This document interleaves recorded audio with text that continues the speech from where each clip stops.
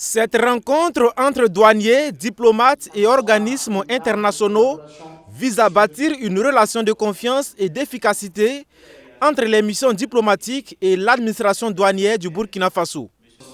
En raison des spécificités de leur mission, les diplomates et organismes internationaux bénéficient d'un certain nombre de privilèges, tels que des exonérations douanières sur des importations de denrées alimentaires et de véhicules de fonction, entre autres.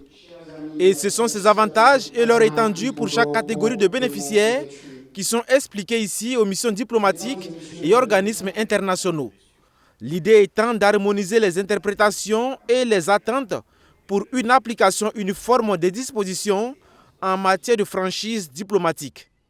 La Direction générale des douanes est dans une stratégie de renforcement du partenariat qu'elle a avec un certain nombre d'institutions qui exercent au Burkina. Et cette fois-ci, le public cible, ce sont les missions diplomatiques et consulaires qui, selon nos engagements internationaux, notamment la Convention de Vienne, qui bénéficient d'un certain nombre de privilèges.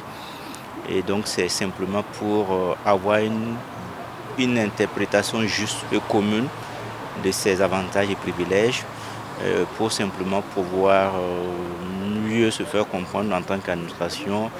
Pour l'instant, rassure la Direction générale des douanes, il n'y a pas d'abus en ce qui concerne l'utilisation des avantages douaniers.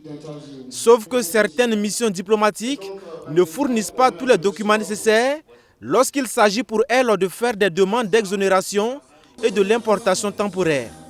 Ce qui expliquerait le fait que des dossiers sont souvent rejetés.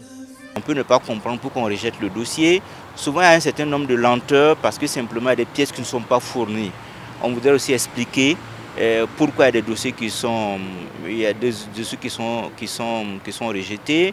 Et puis aussi savoir aussi quelles sont leurs attentes. Parce qu'on ne connaît pas aussi souvent leurs urgences et tout.